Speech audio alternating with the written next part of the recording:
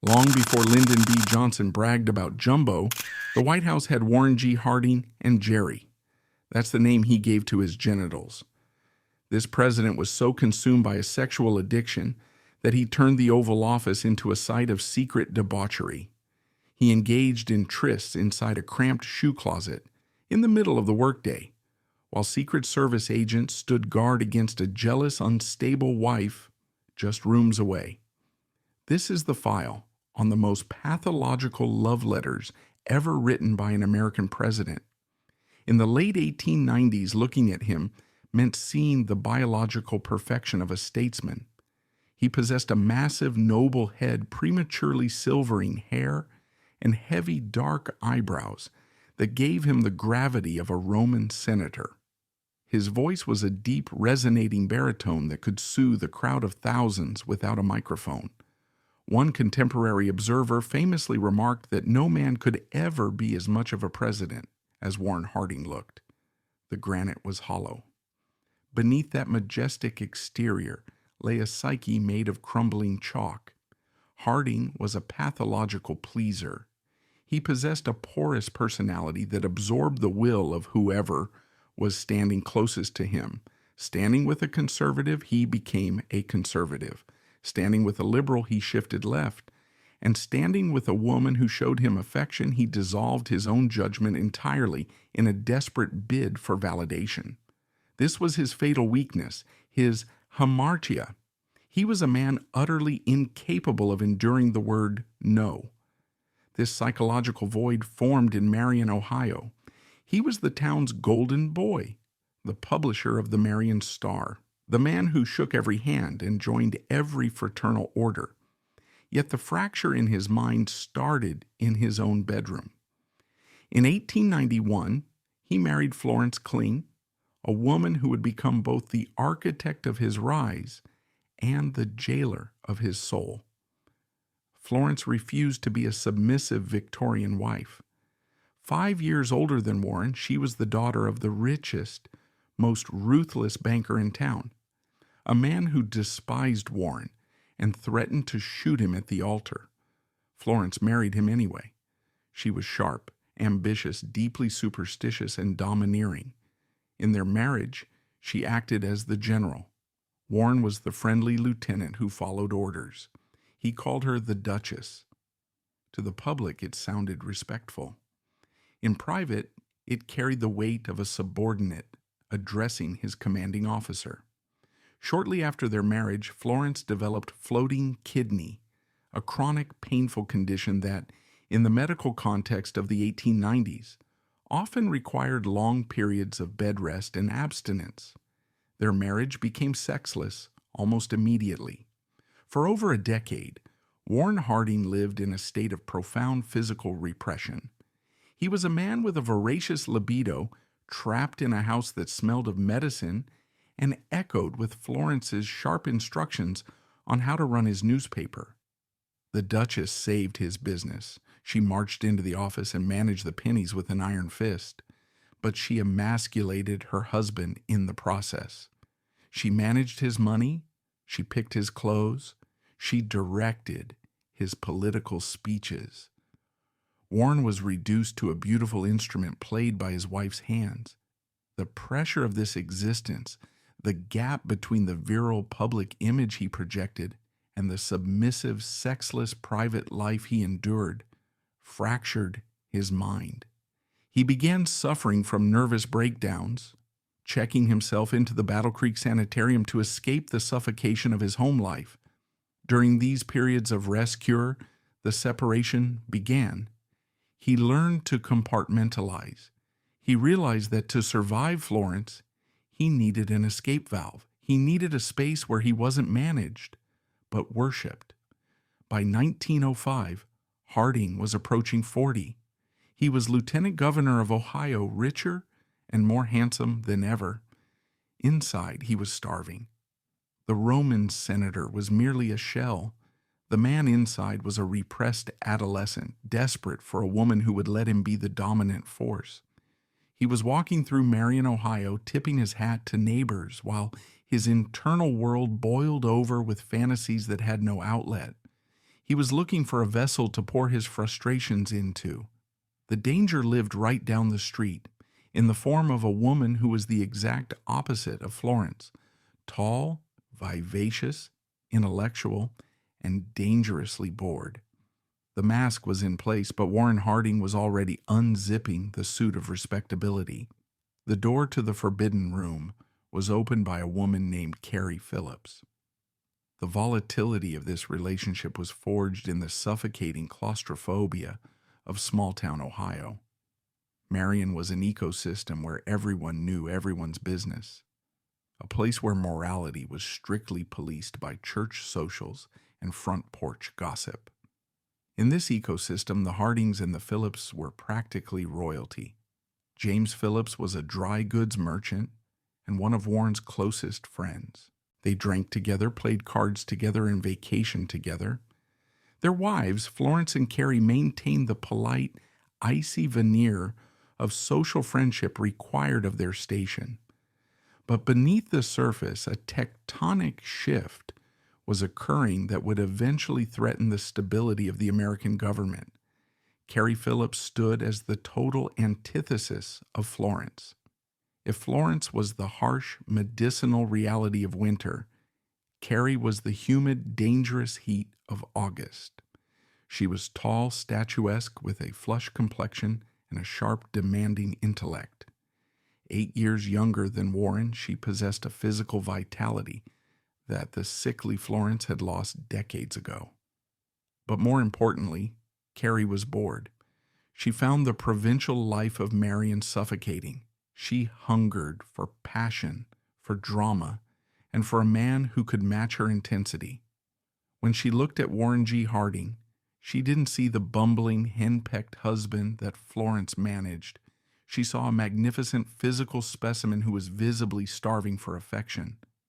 The affair began around 1905, likely during the grief and chaos following the death of Carrie's infant son.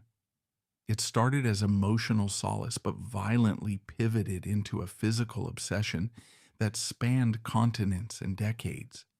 They didn't just sneak around in Marion, they took brazen risks.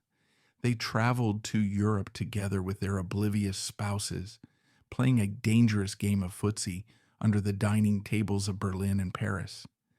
It was during these trips and the long separations that followed that the most damning evidence of Harding's psyche was created. For nearly a century, historians whispered about the existence of the Phillips letters. The Harding family, desperate to protect the legacy of their patriarch, fought a legal war to keep them hidden. They were locked away, sealed by court order, treated like radioactive waste. It wasn't until 2014, 100 years after they were written, that the Library of Congress finally broke the seal. When the boxes were open, the archivist found a window into a mind that had completely fractured its sexual identity, centered entirely around a character named Jerry. In the thousands of pages of correspondence, written frantically on hotel stationery, train schedules, and eventually the official letterhead of the United States Senate, Harding developed a complex recurring character. He named his penis Jerry. This was not a casual nickname used once or twice in jest. It was a sustained, decade-long personification. In Harding's mind, and in his letters, Jerry became a third participant in the affair, a separate entity with its own voice, its own demands, and its own emotional state. This reveals a profound fracture in his identity. Harding could not reconcile his noble public self with his animal private desires. So he dissociated. Warren Harding was the statesman. Jerry was the lover. Warren was the brain. Jerry was the engine. The letters are shockingly graphic, not just for the Edwardian era, but for any era involving a head of state. Harding would write to Carrie describing Jerry's behavior as if he were reporting on an unruly child or a zealous soldier. He wrote of Jerry waking up in the morning and demanding to see her. He described Jerry pouting when denied or weeping with desire. In one particularly vivid letter, written while he was ostensibly working on serious legislative matters, he described Jerry as standing at attention, looking out the window, scanning the horizon for Carrie's arrival, ready to tear down the obstacles between them. The language was a bizarre mix of Victorian formality and raw smut. He would use words like sublime and divine in the same sentence as graphic anatomical descriptions that would make a sailor blush. He wrote of his desire to see Carrie unclothed, to drink from her, to be engulfed by her. But almost every physical act was attributed to the needs and wants of Jerry. Jerry wanted to dive in. Jerry wanted to conquer. It served as a convenient psychological absolver. He wasn't a pervert. He was simply the caretaker of this demanding creature. The absurdity of this obsession is amplified by the setting. By 1915, inside the mahogany-paneled chambers of the United States Senate, the great men of the age debated the looming shadow of World War I. Amidst the weight of history, his pen scratched furiously against official government paper. He was not taking notes on the Espionage Act. He was writing a 40-page letter detailing exactly how Jerry throbs at the thought of Carrie's shoulders. The sheer volume of the writing suggests a compulsion. These weren't quick notes scrawled in haste. They were epics. He would write in the morning, in the afternoon, and late at night. He was addicted to the act of writing as much as the act of sex. The letters became a form of pornography that he produced and consumed simultaneously. He would describe previous encounters in minute detail: the angle of the light, the texture of the sheets, the specific sound she made, reliving them through ink because the reality of his life with Florence was so barren.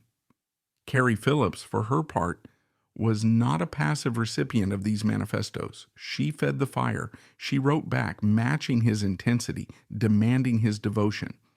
But she also began to realize the power she held. She saw that Jerry was not just a sexual quirk, he was Harding's master. She understood that the man who looked like a Roman god was actually a slave to his own appetites. And unlike the young, starry-eyed girls Harding would later prey upon, Carrie was a grown woman with a sharp mind and a growing sense of resentment. As the years dragged on, the dynamic shifted. The passion remained, but it began to curdle into something darker. Carrie started to feel the indignity of being the other woman. She began to demand more than just letters and stolen weekends. She wanted him to leave Florence. She wanted legitimacy. And when Harding, terrified of the Duchess and terrified of losing his social standing, refused to leave his wife, Carrie's love began to harden into leverage. The Jerry letters, once the fuel of their passion, transformed into a stockpile of ammunition. Harding had poured his darkest, most vulnerable, most shameful self onto paper and mailed it to a woman who was slowly realizing that she had wasted the best years of her life on a coward. He had given her the keys to his destruction, page by handwritten page. By 1915, the carefree days of the affair were over. The world was at war, and the secret world of Warren and Carrie was about to become a battlefield of its own. He had created a monster in Jerry, and he had documented its existence in undeniable ink. He thought he was writing love letters. In reality, he was drafting his own confession, signing his political death warrant, and handing it to the one person who had the power, and soon the motive, to execute him. The transition from lover to liability was underway, and the Roman senator was too blinded by his own lust to see the knife gleaming in the dark. If the first decade of the affair was defined by the juvenile obsession of Jerry, the final years were defined by a cold, terrifying reality: the collision of sexual indiscretion with high-stakes geopolitical treason. By 1916, the world outside Marion, Ohio, was burning. The Great War was tearing Europe apart, and the United States was teetering on the edge of intervention. It was in this crucible of national anxiety that Carrie Phillips transformed from a bored housewife into a threat of catastrophic proportions. The private sins of a man cheating on his wife were no longer just a scandal. They had transformed into a direct threat against a sitting United States senator. Carrie Phillips harbored a militant obsession with the Kaiser's empire. Having lived in Berlin during her youth, she harbored a deep romanticized loyalty to German culture. As anti-German sentiment swept across America, with libraries burning German books and orchestras banning Beethoven, Carrie became radicalized, and she had the perfect weapon to enforce her will, the future president of the United States.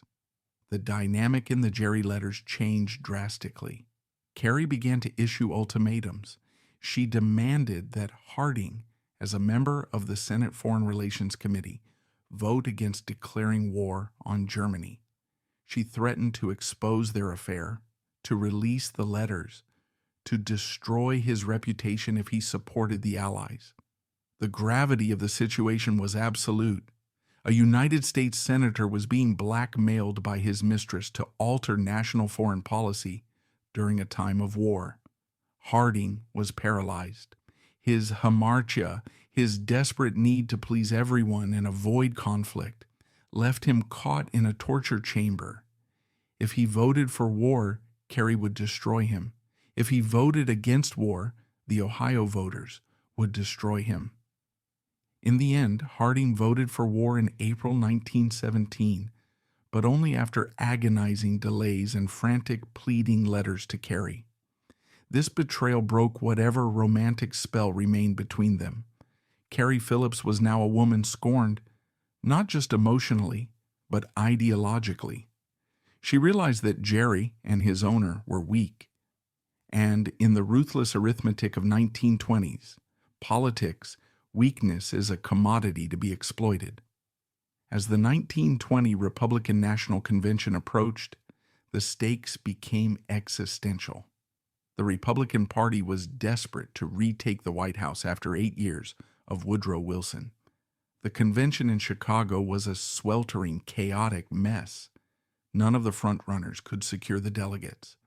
The party bosses, the cynical, cigar-chomping kingmakers of the era, retreated to the legendary smoke-filled room at the Blackstone Hotel.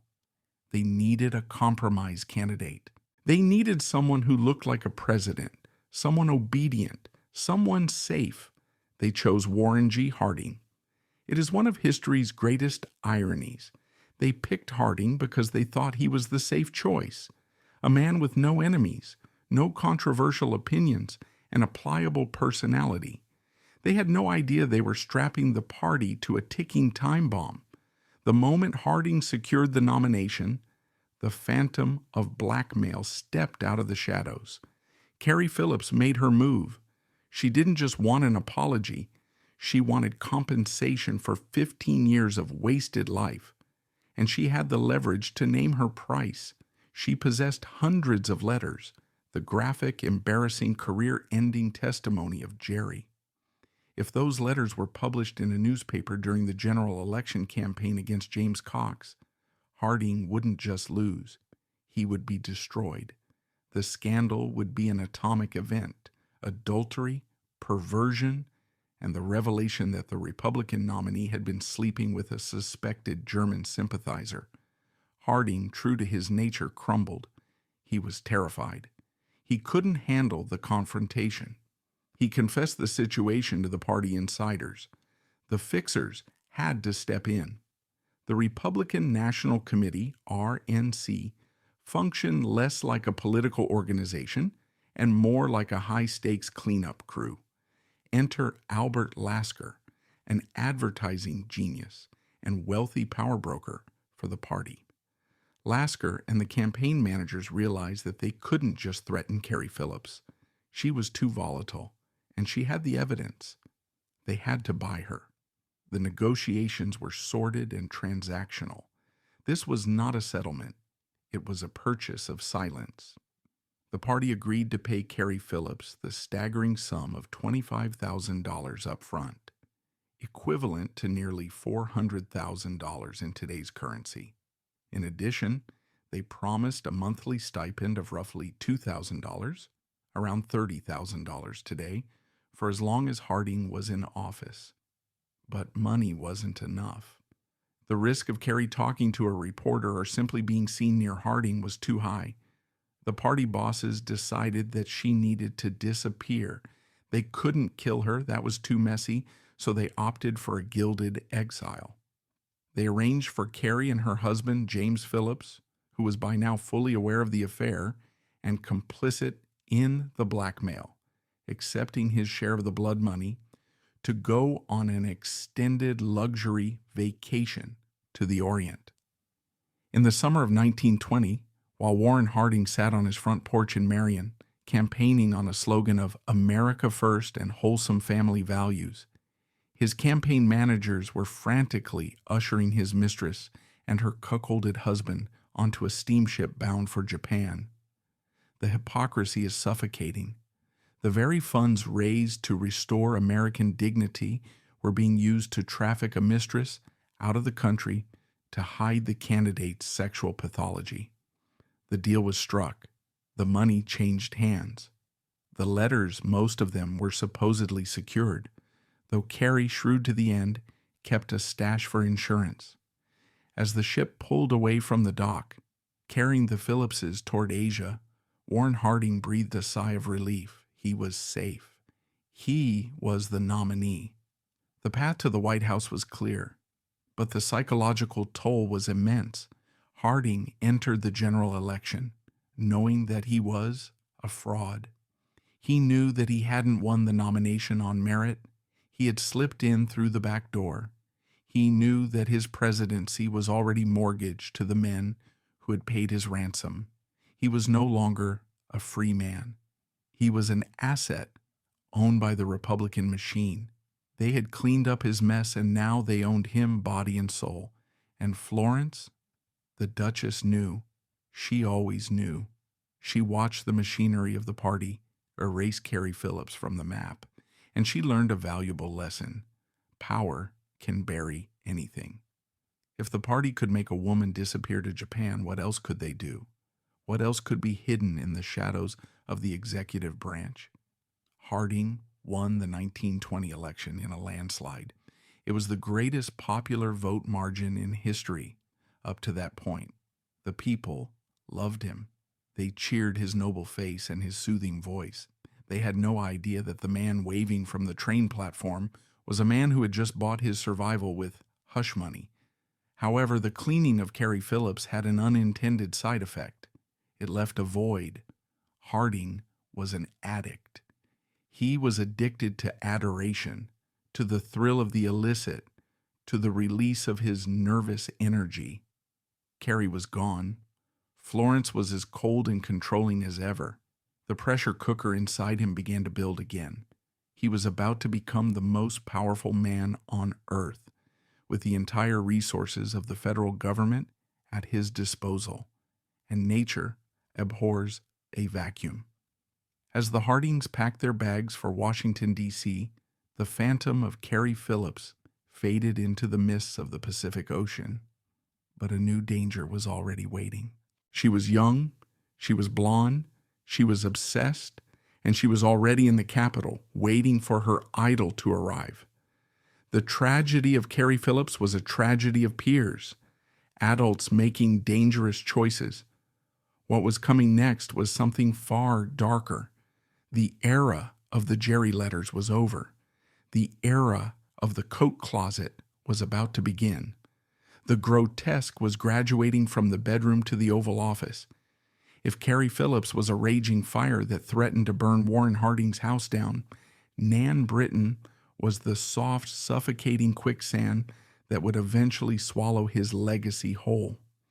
The transition from Carrie to Nan marks a pivotal shift in the pathology of Harding's sexual life.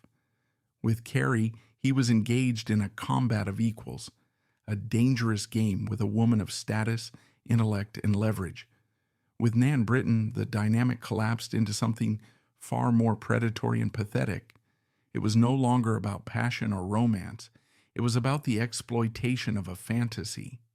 The predatory nature of this relationship is revealed in the timeline alone. Nan Britton was born in 1896. Warren Harding was born in 1865. He was 31 years her senior. In fact, he was a contemporary and friend of her father, Dr. Britton, in Marion, Ohio. When Nan was a teenager attending high school, Warren Harding was already a silver-haired, distinguished figure in town. While other girls her age were swooning over silent film stars, Nan developed a monomaniacal fixation on Mr. Harding. It was an obsession that bordered on religious worship.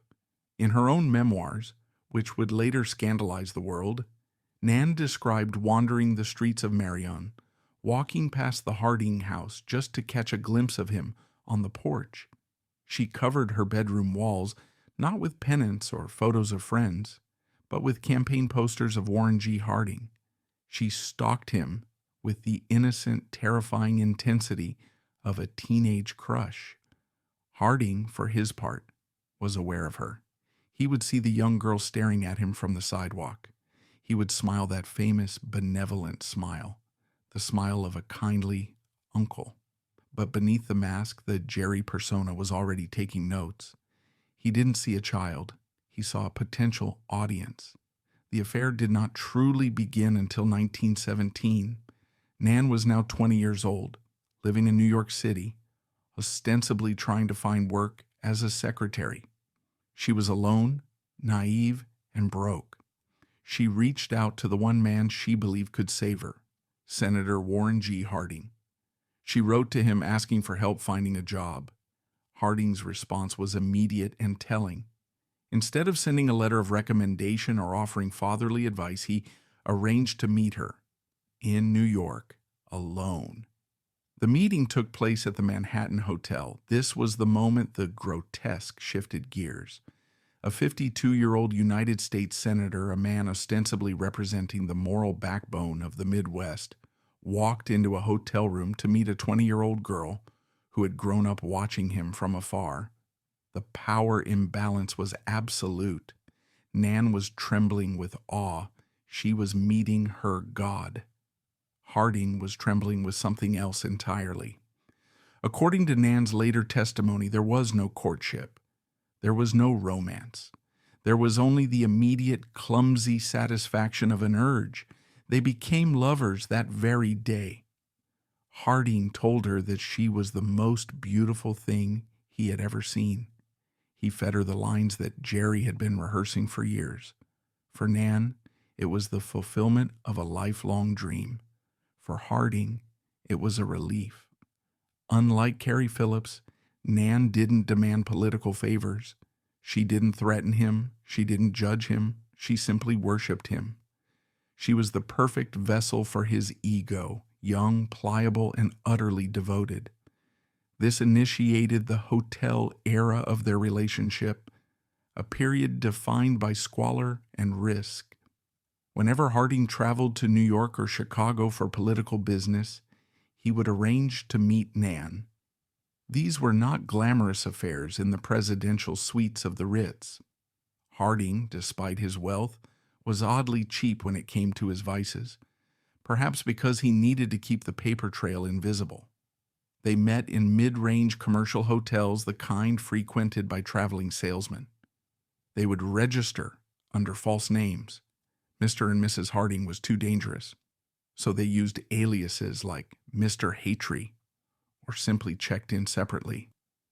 The mechanics of these trysts reveal the sheer sordidness of Harding's double life. He would arrive between Senate votes or committee meetings, smelling of stale cigar smoke in the train car. They would spend a few hours in a cramped room.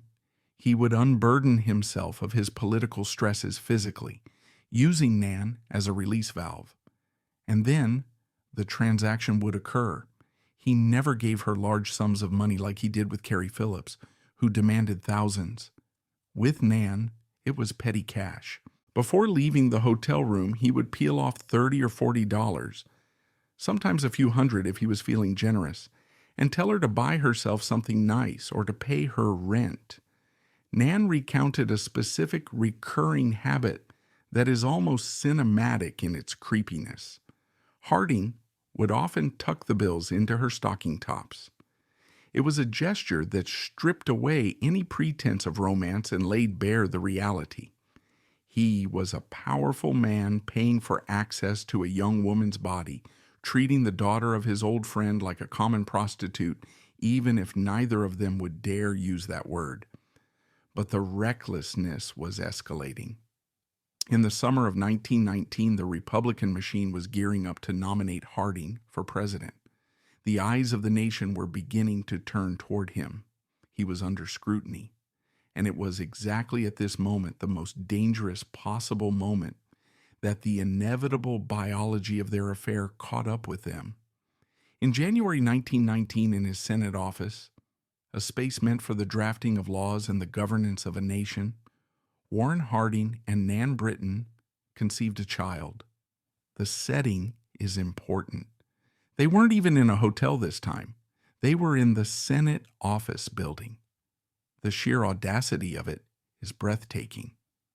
While his colleagues were debating the League of Nations down the hall, Harding was engaging in a sex act on a couch in his office with a woman 30 years his junior. When Nan realized she was pregnant, the hamartia, the fatal weakness, kicked in again. A stronger man, or perhaps a more ruthless one, might have demanded an abortion. A more moral man might have confessed and stepped down. Harding did neither. He simply drifted. He dissociated. When Nan told him the news, he didn't panic. He didn't get angry. He was eerily calm. He told her not to worry. He said he would take care of it. But taking care of it didn't mean being a father. It meant being a financier. Nan Britton gave birth to Elizabeth Ann on October 22, 1919. The timing was catastrophic. The primaries were months away. If the press found out that the front-runner for the Republican nomination had just fathered an illegitimate child with a local girl from Marion, the campaign would be over before it began. Harding's reaction to the birth of his daughter was the ultimate act of grotesque cowardice.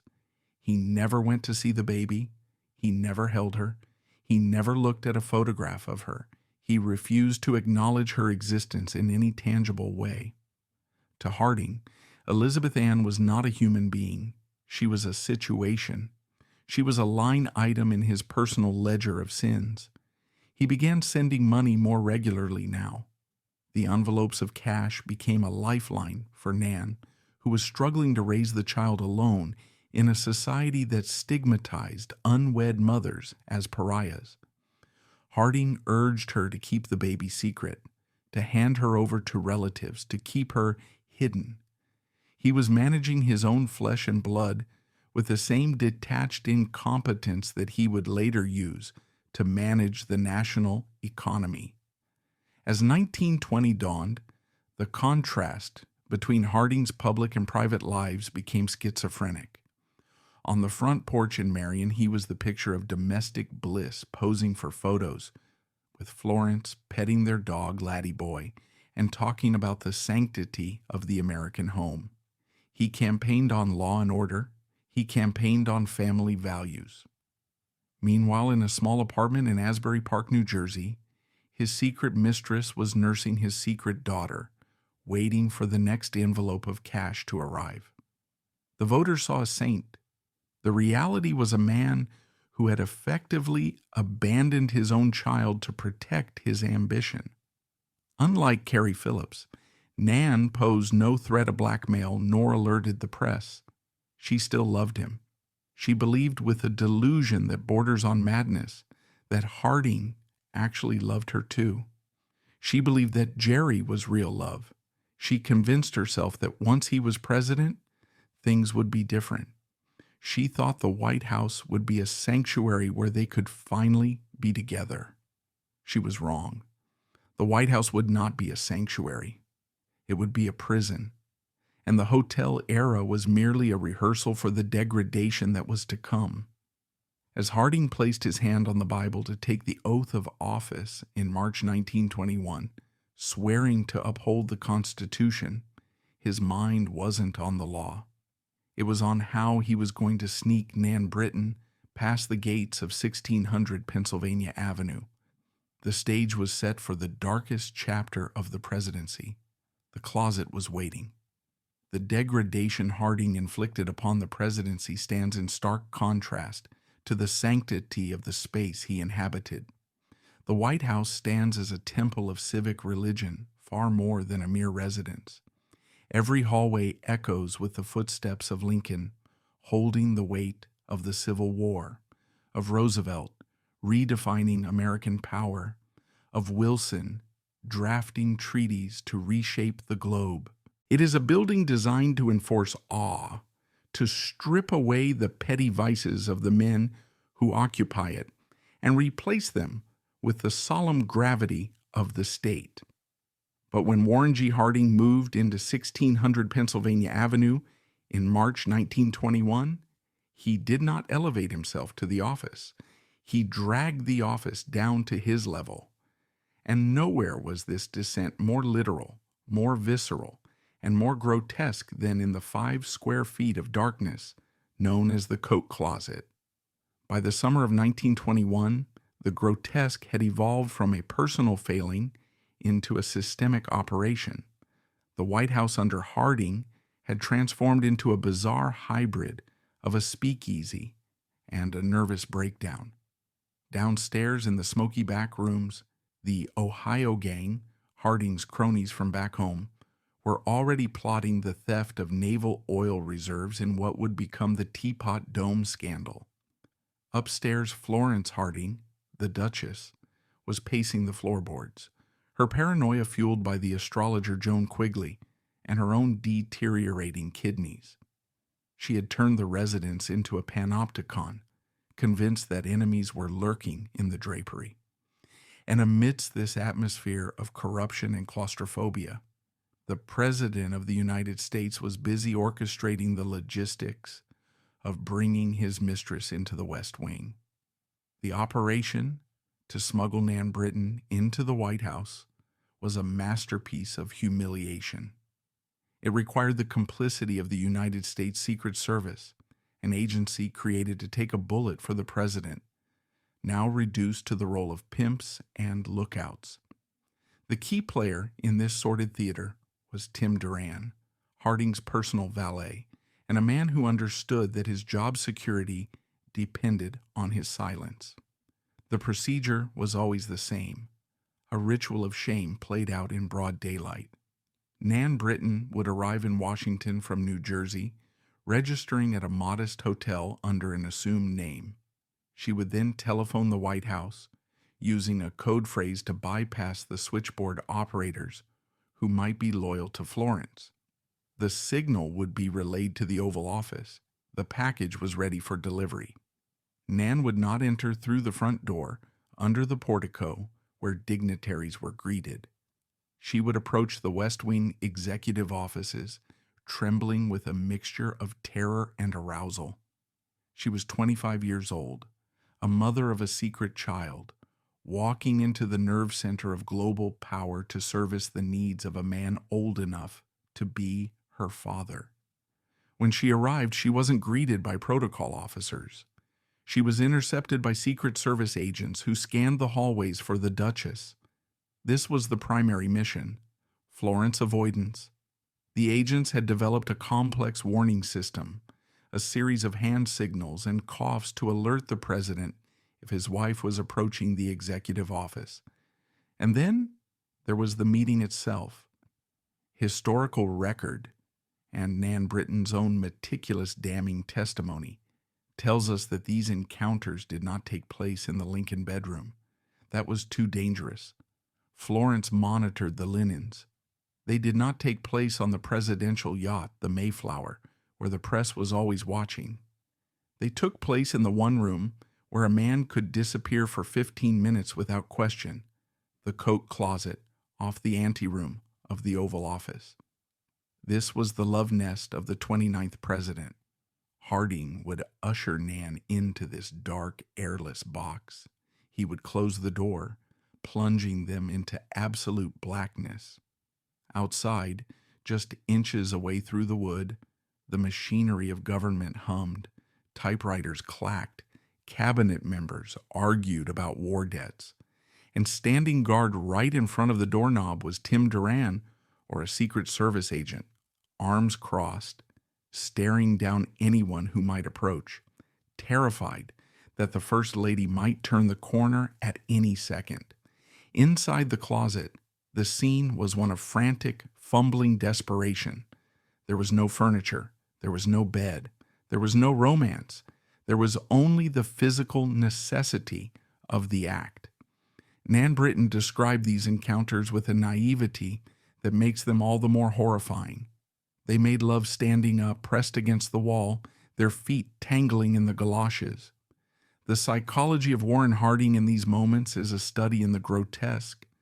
Here was a man who could command the armies of the United States, yet he was reduced to hiding like a terrified teenager in his own house. The Roman senator facade vanished in the dark. In that closet, he was just a sweating, anxious man, driven by a compulsion he couldn't control. He would whisper frantically to Nan, asking if she loved him, asking if Jerry was pleasing her, needing that dopamine hit of validation even as the smell of wet wool filled his nose. He was the most powerful man on earth, and yet he was utterly powerless against his own biology. He risked everything, his presidency, his reputation, the stability of the country, for these 15-minute bursts of friction in the dark. It was a compulsion that defied logic. It was the behavior of an addict who shoots up in a dirty alleyway because he cannot wait to get home. The Oval Office was his alleyway. One specific incident in January 1922 illustrates the sheer precipice on which they walked. Nan had been smuggled in. They were in the closet. The door was shut. The agent was on guard. Inside, the president and his mistress were fully engaged, the silence of the closet broken only by their hushed breathing and the rustle of clothing. Suddenly, the heavy oak doors of the outer office swung open. It was Florence. She had bypassed the outer perimeter. The warning system had failed. She was marching toward the Oval Office, her cane tapping rhythmically on the hardwood floor, a sound that must have echoed like a gavel striking a death sentence. The Secret Service agent stationed at the closet door froze. This was the nightmare scenario. If Florence opened that door, the presidency was over. It wouldn't just be a scandal, it would be a murder scene. Florence was known for her temper. In that moment, she was a walking executioner. The agent, thinking fast, did the only thing he could do. He physically intercepted the First Lady. He stepped into her path, blocking the door to the closet with his own body. He began to stammer, inventing a lie on the spot. He told her that the president was in a top-secret conference with a foreign diplomat and could not be disturbed under any circumstances. Florence stopped. She looked at the agent. She looked at the closed door. The silence in that anteroom was heavy enough to crush a man's chest. Inside the closet, Harding and Nan must have held their breath, their hearts hammering against their ribs like trapped birds, standing motionless in the pitch black, praying that the galoshes didn't squeak. Florence narrowed her eyes. She sniffed the air, perhaps smelling the faint, treacherous perfume that didn't belong to her. She knew. Deep down, in the lizard brain of a jealous wife, she knew exactly what was behind that door. But she also knew the game. She knew that to open the door was to destroy the very thing she had spent her life building, her husband's career. So she chose the political option. She glared at the agent, her eyes conveying a message of pure, unadulterated hatred, and turned on her heel. She marched out, the tapping of her cane retreating down the hallway. Inside the closet, the relief was not joyful, it was nauseating. When Harding finally opened the door, stepping out into the light, he wasn't triumphant. He was gray-faced. He was sweating profusely. He looked, according to later accounts, like a man who had just looked into the abyss and seen his own reflection. But the grotesque part is this: he didn't stop. A rational man, having survived such a near-death experience, would have ended the affair. He would have banished Nan Britton to Europe. He would have sealed the closet door. But Harding's hamartia, his inability to deny himself, was stronger than his survival instinct. He continued to see her. He continued to use the closet. He continued to degrade his agents. The hypocrisy of these moments is what makes them historically significant. While Harding was zipping up his trousers in the dark, stepping over muddy boots, he was simultaneously preparing public statements about the moral decay of the Jazz Age. He was signing bills to enforce prohibition, condemning the very lawlessness he embodied. He was the head of a party that preached traditional family values, while he was funding a secret family with cash stuffed into envelopes on the Resolute desk. And what of Nan? In these moments, she began to realize the true nature of her position. She wasn't the first lady of the heart, as she liked to imagine. She was a convenience. She was being stored in a closet like a broom, taken out when needed, and shoved back in when the Duchess approached. The romance was stripping away, leaving only the raw, ugly mechanics of exploitation. She was 26 years old, hiding in the dark, realizing that her Jerry wasn't a hero.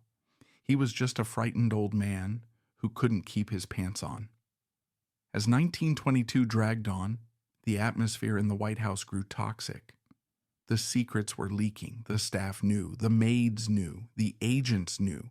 The degradation of the presidency was an open secret among the D.C. elite. People began to look at Harding differently. The respect was gone, replaced by a knowing, cynical smirk. The closet had become a metaphor for the entire administration.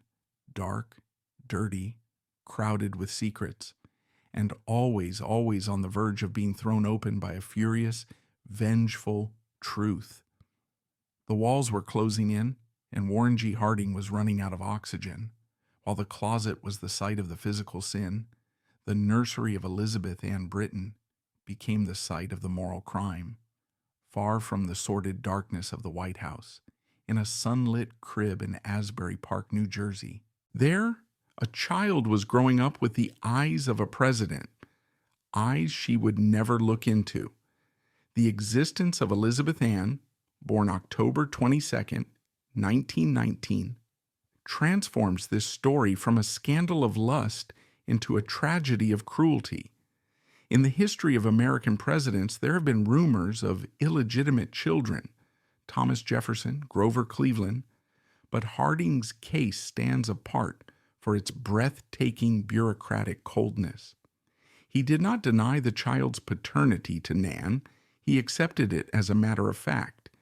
Yet he treated his own daughter not as a human being, but as a recurring monthly expense, a subscription service to silence that he paid with the same detachment one might pay a utility bill.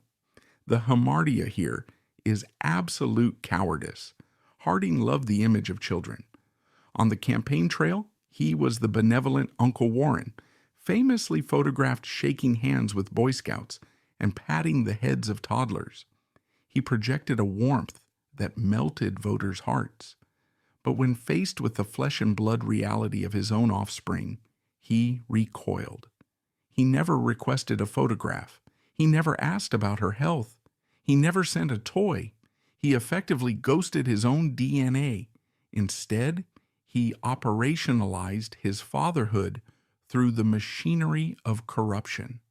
This is where the sexual scandal bleeds into the financial rot of his administration. Nan Britton was a single mother in the 1920s, a social pariah status. She needed money to survive. Harding provided it. But the logistics of these payments reveal the depth of his moral bankruptcy. The money did not come from a family trust. It often came from the pockets of the Secret Service. The operation required a bagman. Tim Duran, the same valet who guarded the closet door, often served as the courier. Or it would be a nameless agent, a man sworn to protect the Constitution, now reduced to traveling by train to New Jersey to hand an envelope of cash to a young woman in a discreet hotel lobby. The amounts were staggering. Harding was sending Nan approximately $500 a month. To understand the scale, the average American income in 1920 was about $1,400 a year. Harding was giving her nearly half a year's average salary every single month. In today's value, that is roughly $8,000 to $9,000 a month, tax-free. Where did this money come from? This is the question that should have brought down the government. Warren Harding was not a wealthy man by the standards of the elite. His presidential salary was $75,000. While substantial, his lifestyle was expensive. Historians and forensic accountants have long suspected that the hush money flowing to Nan Britton was not clean. It is highly probable that it was mingled with the bribes and kickbacks flowing into the Ohio gang's coffers. The same illicit funds from the Teapot Dome oil leases or the Veterans Bureau graft were likely being laundered into child support for the president's secret daughter. The child was literally being fed by corruption. Nan, for her part, was living a life of elaborate deception. To protect the president, she and her sister Daisy concocted a lie that Elizabeth Ann was actually Daisy's child, adopted by Nan. The mental gymnastics required to maintain this charade were exhausting. Nan was raising her daughter in a fog of lies, constantly moving, constantly looking over her shoulder, terrified that the money would stop. And the money was the only tether. The correspondence between Nan and Harding during this period shifts in tone. The romantic fervor of Jerry begins to fade, replaced by the desperate pleading of a dependent. Nan writes of rent, of medical bills, of the rising cost of milk. Harding responds with cash, but with shorter and shorter notes. He is buying distance. The grotesque peak of this chapter occurs in a specific interaction in early 1922. Nan, struggling with the emotional weight of raising a ghost child, begged Harding to make provisions for Elizabeth Ann in his will. She wasn't asking for public recognition. She was asking for long-term security. She knew Harding's health was failing. She asked simply that if he died, his daughter would not starve. Harding refused. His reasoning was chilling. He told Nan that he could not put anything on paper. A will is a public document. To leave money to a Nan Britton or an Elizabeth Ann would be to confess to the world. He prioritized his reputation over his daughter's survival. He told her, essentially, trust me. He promised that his friends, the very men currently looting the treasury, would take care of her, off the books, if anything happened to him. He was asking a mother to bet her child's future on the honor of thieves. This refusal highlights the central contradiction of Harding's character. He was a man who could not say no to his political cronies when they asked for government contracts. Yet he found the steel to say no to the mother of his child when she asked for the legal protection. He was generous with other people's money, the taxpayers, but miserly with his own legacy. Meanwhile, the human debris accumulated. Elizabeth Ann grew from an infant to a toddler, completely unaware that her father was the face on the coins her mother used to buy bread. She was the ultimate secret of the Roaring Twenties, a living, breathing scandal that could topple the government if she ever cried loud enough. But secrets have a price, and they leave a trail. You can hide a lover in a closet, but you cannot easily hide a money trail. Back in the White House, the atmosphere was shifting. Florence Harding, whose suspicions had never waned, began to notice the financial irregularities. She managed the household accounts. She knew Warren's spending habits. The missing sums of cash were not small. They were noticeable hemorrhages. Florence began to track the money. She didn't have the FBI, but she had her instincts and she had her spies. She realized that the leak wasn't just gambling debts or bad investments. The money was going somewhere specific. It was going to someone. Amidst the political noise, the true tragedy lay in the silence of the victim, Elizabeth Ann. She had no voice. She was merely a prop in a power struggle. However, seeing the administration solely through the eyes of the president reveals only the sloppy, reckless half of the picture. The true horror of the White House in these years is best seen through the eyes of its warden, Florence Kling Harding.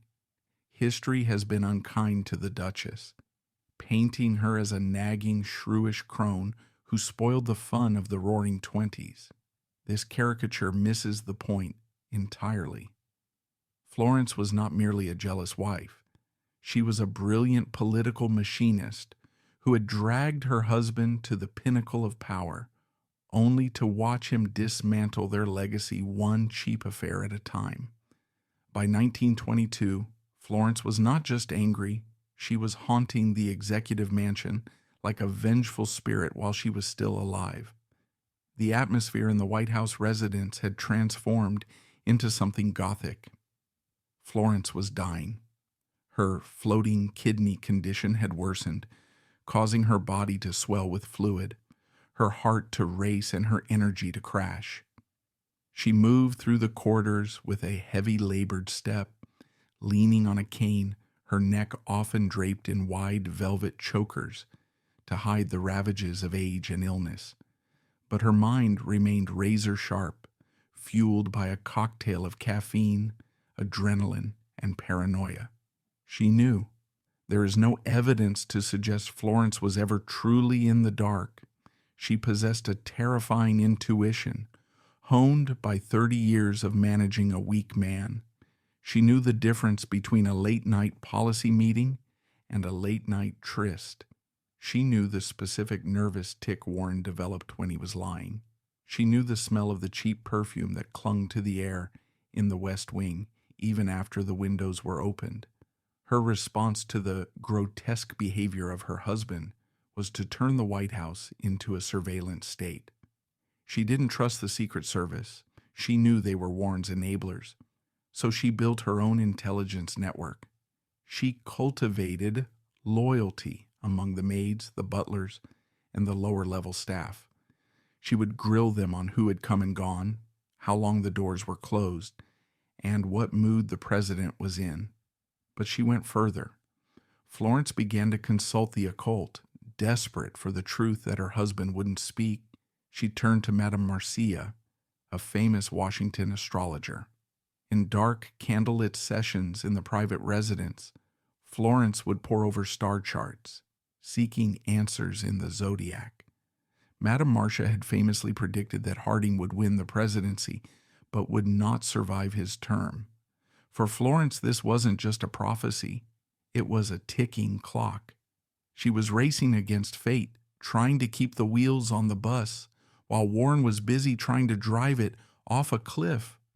The psychological torture Florence endured was immense. Imagine the indignity. She was the First Lady of the United States, a woman of immense pride who insisted on being addressed with royal deference. Yet she was forced to play the role of a prison guard in her own home. She had to time her movements to catch her husband.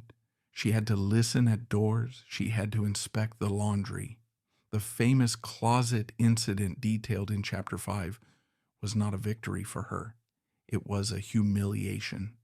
When she was blocked by that Secret Service agent, when she stared at that closed door, she was a partner, realizing she had been replaced by a closet. She realized that Warren would risk the entire structure of their life, the presidency she had built for him, for a few minutes of friction in the dark. It was a betrayal of their shared ambition. He was spitting on her life's work. A specific vivid scene from this period captures the White House chill. It was the winter of 1922. A reception was being held. The Marine Band was playing. The East Room was filled with diplomats and socialites. Florence, dressed in shimmering silk but looking pale and swollen, stood by Warren's side in the receiving line. She smiled, she shook hands, she played the part of the gracious hostess. But witnesses noticed her eyes. She wasn't looking at the guests. She was tracking Warren. Every time he laughed too hard at a young woman's joke, every time his hand lingered too long on a waist, Florence's smile would tighten into a rictus of rage. She would dig her fingers into his arm, a signal known only to them, a silent command to heal. Warren would flinch, the blood draining from his face. The Roman senator reduced instantly to the terrified boy from Marion. It was a public execution of his masculinity, performed silently in front of the world's elite. But Florence's vision extended beyond the bedroom. She began to see the rot in the administration itself. She was the one who first suspected that the Ohio gang was dangerous. While Warren was drinking whiskey and playing poker with his cronies, men like Harry Daugherty and Albert Fall, Florence was watching their eyes. She saw the greed. She saw the arrogance. She realized before Warren did that his friends were looting the government. She tried to warn him. In the privacy of their bedroom, the arguments were explosive. The staff could hear shouting through the walls. Florence would scream at him to wake up, to see that he was being used, to see that the women and the money and the poker games were all traps. Warren, weak and defensive, would retreat. He would shout back, or worse, he would flee. Back to the office, back to the bottle, back to the closet. He couldn't face her because she was the mirror of his failure. When he looked at Florence, he didn't see a loving wife. He saw the prosecutor of his conscience. By early 1923, Florence's demeanor shifted from vigilant to funereal. She began to engage in a ritual that historians would later weep over, the burning of papers. She started gathering documents, letters, notes, ledgers, and throwing them into the fireplace. She was scrubbing the record. She knew the end was coming. She knew the scandals were about to break: Teapot Dome, the Veterans Bureau, the women. She knew that if the public saw what she had seen, the name Harding would be synonymous with filth forever. She was trying to save him from history, even as she despised him in the present. The grotesque element here is the isolation of this woman. She was surrounded by enemies. The Secret Service agents mocked her behind her back, calling her the Duchess with a sneer. The politicians feared her. Her husband fled from her. She was alone in a house of mirrors, sick, dying, and carrying the burden of the entire administration's sins on her hunching shoulders. Florence Harding was not the villain of this story. She was the Greek chorus. She was the only person in the White House who saw the tragedy for what it was. She saw the Jerry letters, not as poetry, but as evidence. She saw Nan Britton not as a lover, but as a liability. She saw the closet not as a refuge, but as a grave. As the spring of 1923 turned to summer, and the decision was made to embark on the voyage of understanding, the great train trip west, Florence insisted on going. Her doctors told her she was too sick. She ignored them. She wasn't going for a vacation. She was going because she didn't trust him to be alone. She was going because she knew that the wolves were circling, and Warren, the beautiful, empty man, was too blind to see their teeth. She packed her bags, her medicines, and her rage. The Duchess was going to war one last time. And this time, she wasn't sure if she wanted to save the king or simply be there to watch him fall. By 1923, the walls of the closet could no longer hold back the flood. The compartmentalization failed. The Ohio gang, The very men laundering the money to pay for Harding's mistresses came under fire for massive corruption. The stress was not political, it was primal. Harding realized that the money trail leading to Nan Britton and his secret daughter was about to be exposed by Senate investigators. Terrified and disintegrating, Harding embarked on the Voyage of Understanding, a desperate train tour to Alaska. He wasn't running to save his presidency. He was running to escape the suffocating gaze of Florence. But on that train, the Superb, he was trapped. He aged 20 years in 20 months. He couldn't sleep, gasping for air, haunted not by policies, but by the voices of Jerry, Nan, and the imminent shame of exposure. Florence sat by his side, no longer just a wife, but a warden watching a prisoner on death row. They arrived in San Francisco on July 29th, 1923. The city was shrouded in fog, a fitting backdrop for the final act of a noir tragedy. Harding was too weak to walk.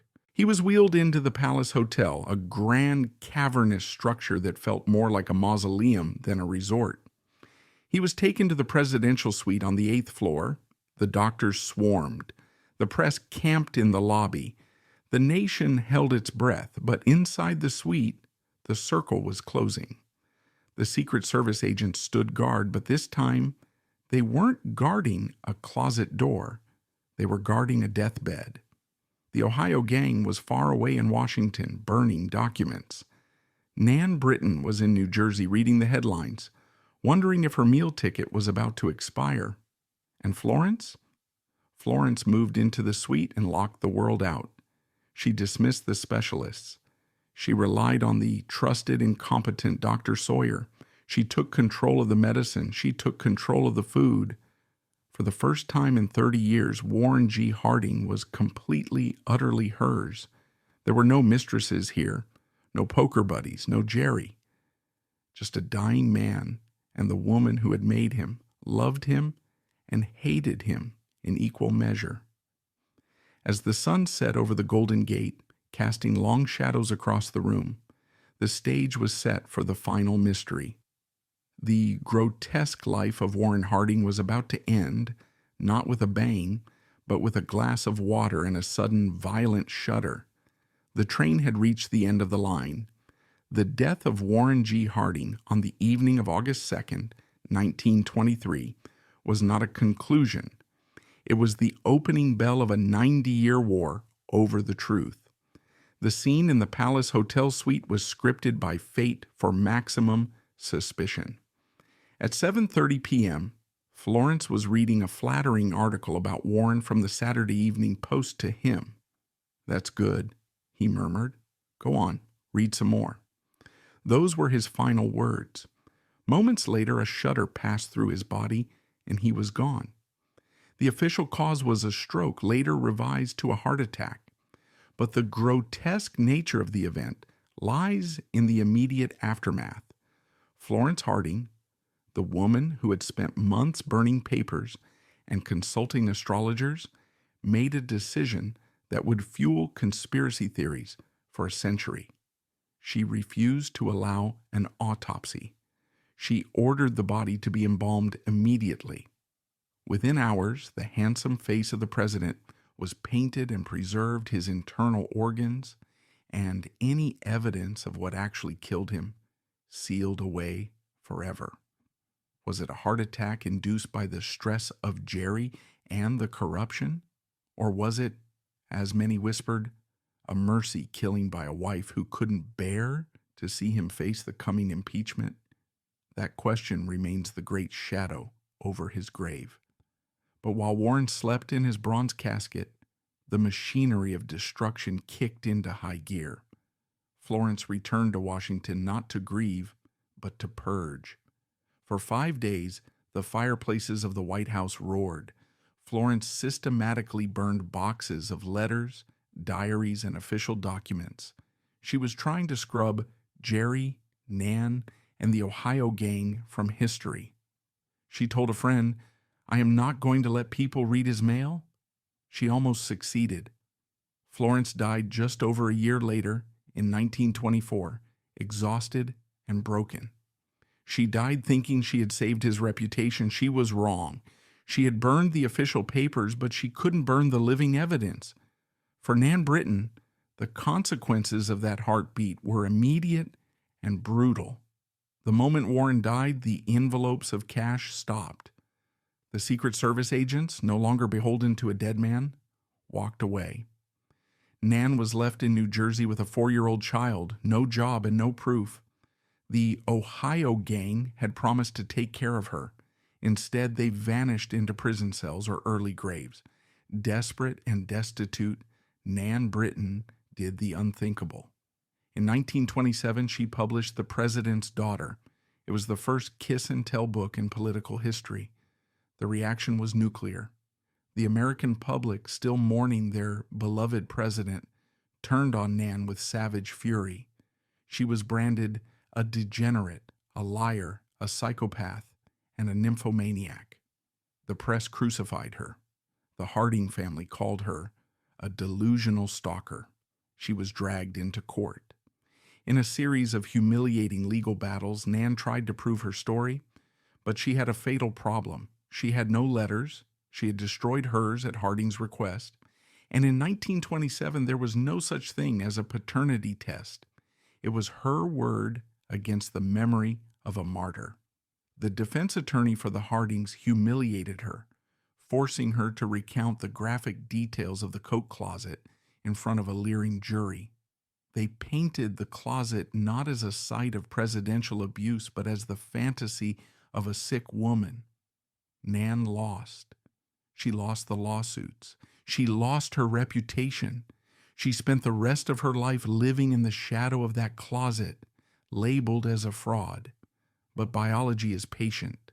The grotesque story of Warren Harding finally found its ending, not in a courtroom in the 1920s, but in a laboratory in 2015. For decades, the Harding family, the grandnieces and nephews, maintained a fierce wall of denial. They claimed Warren was sterile due to mumps as a child. They claimed Nan was a liar. It became a point of family honor. But in the age of Ancestry.com and genetic testing, secrets have a shelf life. In 2015, Peter Harding, Warren's grandnephew, and James Blasing, Nan Britton's grandson, agreed to compare their DNA. They wanted to end the argument once and for all. The results were unequivocal. The probability of relation was 99.9%. Nan Britton had told the truth, every word. The closet, the sneaking, the child, the money, it was all real.